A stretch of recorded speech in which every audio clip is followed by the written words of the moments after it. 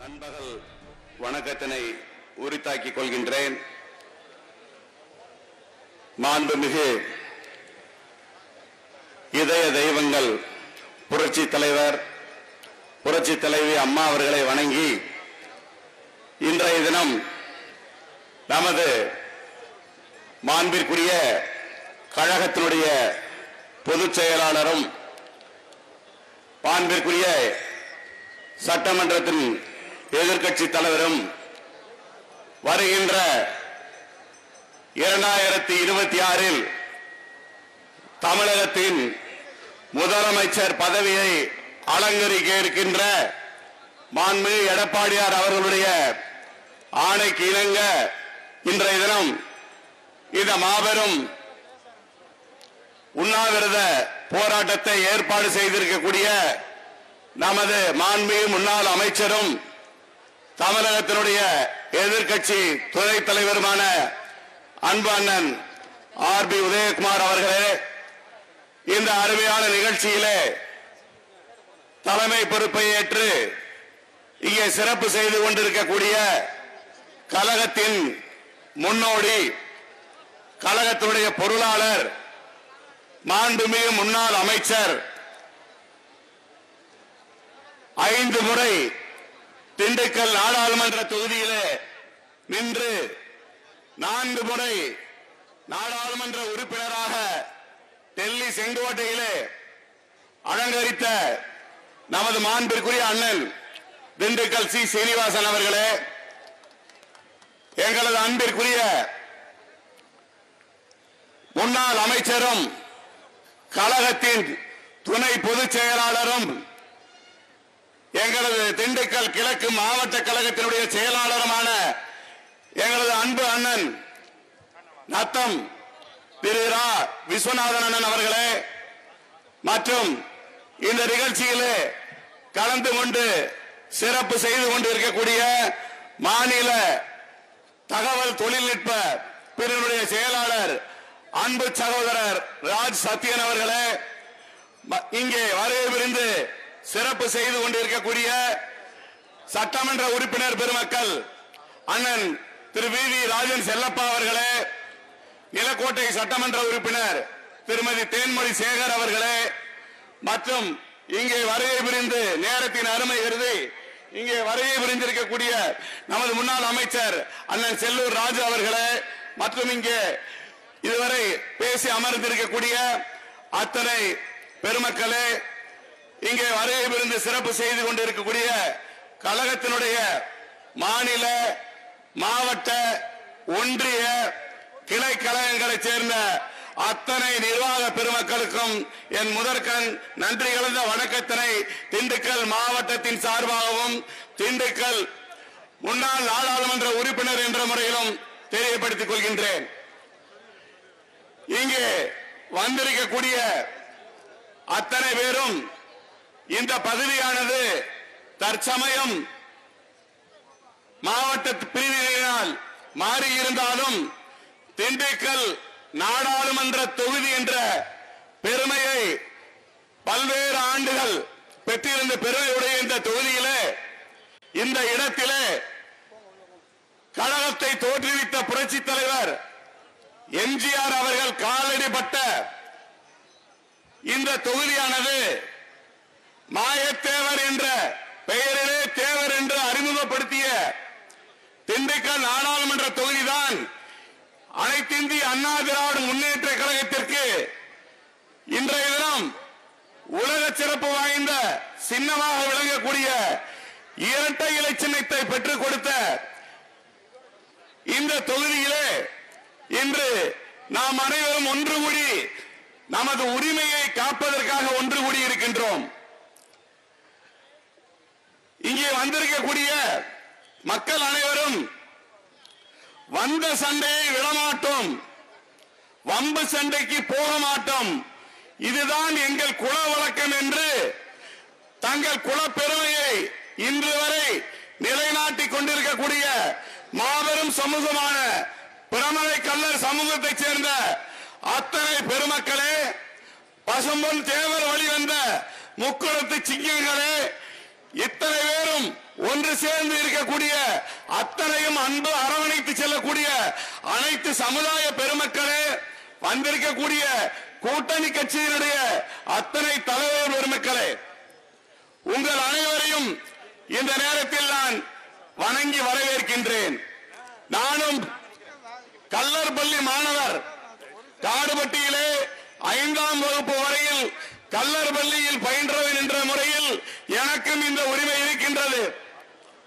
நாங்கள் திண்டுக்கல்லிலே இருந்தாலும் எங்கள் தாய் வீடு இதுதான். கல்லர் பள்ளி என்பதை முதலில் ப்ரீ இண்டிபெண்டன்ஸ் நம்மளுடைய சுதந்திரத்திற்கு முன்பே சட்ட ரீதியாக பதிவு செய்யப்பட்டது. இன்றெல்லாம் பதிவு எண் என்றால் 45க்கு 96 ஏதோ ஒரு நம்பர் கொடுத்து அதனுடைய வருஷத்தை சொல்லுவாங்க. ஆனால் நமது பிரமலை கல்லருடைய இந்த அமைப்பை பதிவு செய்யும் பொழுது 1919 அதனுடைய பதிவு துவங்கி இருக்கின்றது. அதனுடைய நிறைவாக அத்தனையும் பரிசீலனை செய்து 1920 அங்கீகரிக்கப்பட்டிருக்கிறது. எனவேதான் 1919-1920 என்று நமது இந்த பிரமலக்கல்லர் கட்டமைப்பிற்கு அங்கீகாரம் பிரிட்டிஷ் அரசு வழங்கி இருக்கின்றது. இந்த பிரிட்டிஷ் அரசு வழங்கிய இந்த உரிமையிலே நம் மக்கள் எவ்வளவு போராடினார்கள். இனத்தை காப்பதற்காக மட்டுமல்ல, நம் பிள்ளைகளை வளர்ப்பதற்காகவும் அவர்களை முன்னேற்றுவதற்காகவும் விடுதலை போராட்டத்தை துவங்கிய இடத்திலே கல்லர் பள்ளி அமைந்திருக்கின்றது. இன்று மாண்புமிகு அண்ணன் ஆர்.பி. உதயகுமார் அவர்கள் சொன்னது போல நம்ம எடப்பாடி அரண்டன் அவர்கள் அருமையாக அங்கே நினைவு சின்னத்தை எழுப்பி இருக்கிறார்கள், நினைவு மண்டபத்தை எழுப்பி இருக்கின்றார்கள். அப்பேற்பட்ட இந்த உரிமையை நிலைநாட்டுவதற்காகத்தான் நாம் இந்த அத்தனை சமுதாய மக்களும், இன்னும் சொல்ல போனால் தமிழ்நாட்டிலே ஜாதி சண்டை மத சண்டை எதுவுமே இல்லாத பகுதி தான் இந்த பகுதி. அப்பேற்பட்ட பகுதியிலே இந்த கல்லர் பள்ளிகளை நீங்கள் அபகரிக்க நினைப்பது நாம் வெள்ளைக்காரரிடமிருந்து கொள்ளைக்காரரிடம் கொடுப்பது போன்ற நிலையாகிவிடும். எனவே இந்த பள்ளிகளை காப்பாற்றுவது நமது அத்தனை பேருடைய தலையாய கடமை. இதில் பிரமலக்கல்லர் வகுப்பை சார்ந்தவர்கள் மட்டும் படிக்கும் பள்ளி அல்ல, அத்தனை பெருமக்களும் இங்கே படிக்கக்கூடிய அத்தனை இன மக்களும் படிக்கக்கூடிய இந்த பள்ளியிலே நாம் அனைவரும் பயின்று நல்ல நிலைக்கின்று வந்திருக்கின்றார்கள். அப்பேற்பட்ட இந்த அருமையான நமது குலப்பெருமையையும் நம் இனத்தினுடைய அத்தனை உரிமையையும் காப்பதற்காக மாண்புமிகு எடப்பாடியார் அவர்கள் இந்த போராட்டத்தை அறிவித்திருக்கின்றார்கள். இந்த போராட்டத்தை அறிவித்த முதல் நாள் இரவு அண்ணன் அவர்கள் குறிப்பிட்டது போல அத்தனை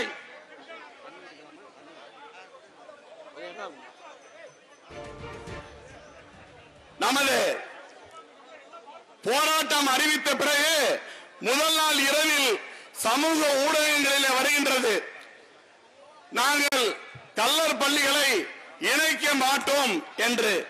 யார் அதை அனுப்பினார் என்று கூட தெரியாது. அரசாணை எண் 40 இன்னும் பெண்டிங்கில் இருக்கிறது. எனவே இந்த உரிமையை பாதுகாக்கக்கூடிய இந்த இனமானது, குறிப்பாக நமது தலைவர்கள் பேசும்போது சொன்னார்கள், in between Sekanurni and Usilamatti there was an ancient race that has been compared with the African gene அப்படின்னு சொல்லிட்டு ஒரு ஆராய்ச்சி கட்டுரைகளை சொல்லியிருக்கிறார்கள். 3500 ஆண்டுகளுக்கு முன்பு இருந்த இனம் இந்த பிரமலைக்கல்லர் இனம் என்பதை ஆராய்ச்சி பூர்வமாக ஆங்கில கட்டுரையிலே வந்திருக்கின்றது. அப்பேற்பட்ட பழமை வாய்ந்த இந்த பாரம்பரியமிக்க இனத்தை அவர்கள் தங்கள் ரத்தம் சிந்தி வேர்வை சிந்தி உழைத்து உருவாக்கிய அந்த கட்டமைப்பை ஏன் எடுக்க வேண்டும்? நீங்கள் அதை மறுமலர்ச்சியுடன் உருவாக்கி சீரமைக்கத்தான் வேண்டும். கல்லர் ரெக்கமெண்டேஷன் என்று தனி கலெக்டர் இருக்கக்கூடிய ஒரே அமைப்பு உலகத்திலேயே இங்குதான். ஒரு தனிப்பட்ட ஒரு இனத்திற்கு பள்ளிகள் அமைக்கப்பட்டது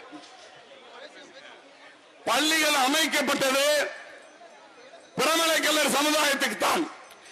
இதை அத்தனை சமுதாய மக்களும் வரவேற்றிருக்கிறார்கள்.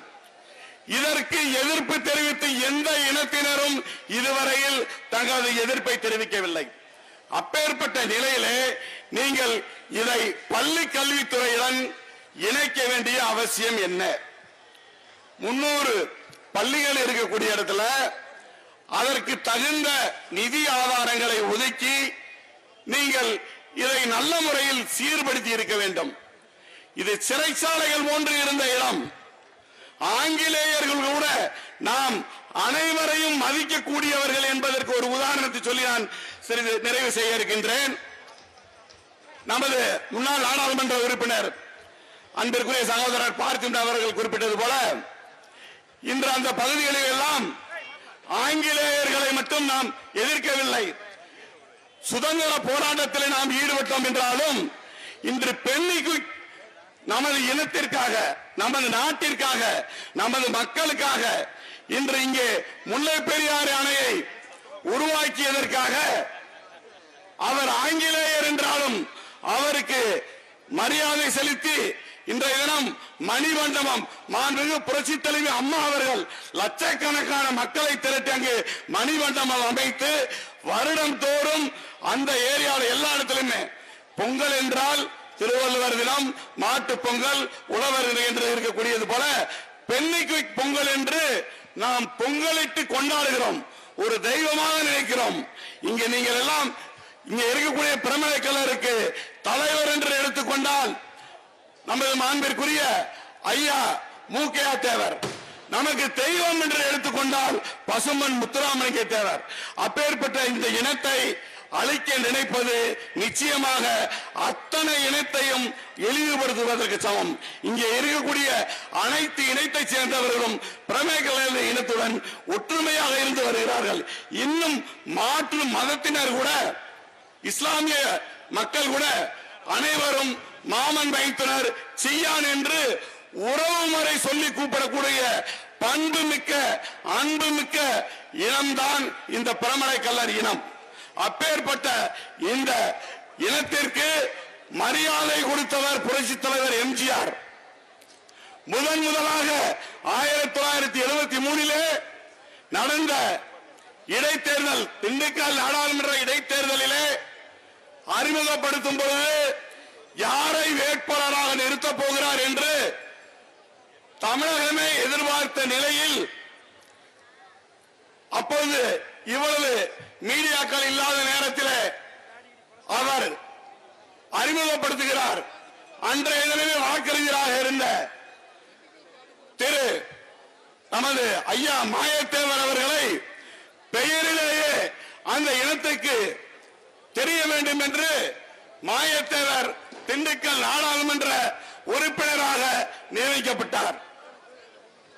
அன்று தினம் கிடைத்த இந்த இரட்டை இலை சின்னம் இன்று வரை உலகம் போற்றும் சின்னமாக இருந்து கொண்டிருக்கின்றது.